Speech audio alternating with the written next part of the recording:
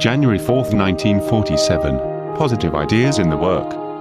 It was said recently that one should not do anything negatively.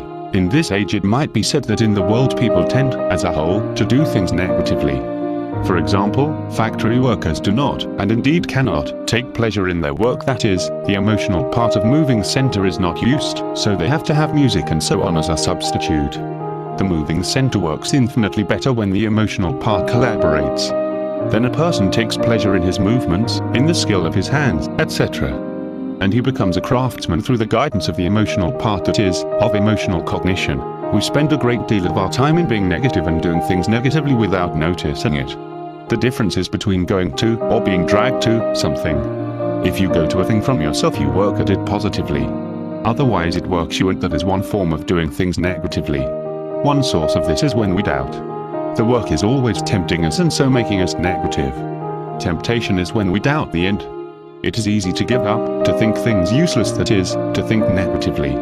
One has to say to oneself, I can work, and say it further and further inside oneself. People do not recognize it as temptation.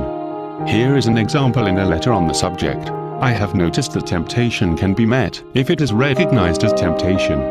I had an example last night.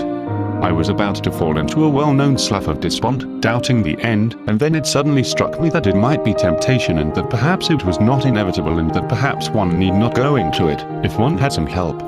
In the end I went to sleep quite peacefully.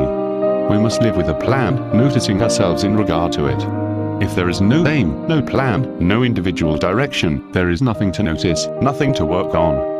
We remain where we were, for then we do not act consciously in our relation to our inner world and what we allow to go on in it, and in relation to the world of others who are mirrors to us. Self-remembering increases the force of consciousness. The act of self-remembering, as, for example, remembering distinctly one's plan, one's aim, in the midst of some difficult situation, actually creates new energy. It is like the light becoming much brighter, as if the central station had increased the current. And this is just what it is. We get connected up inside again, and the work then can give us force. Falling asleep, letting smoldering negative states grow unchecked, breaks up right connections. The whole plan and system of the work is simply to give right inner connection so that force from higher centers can be received.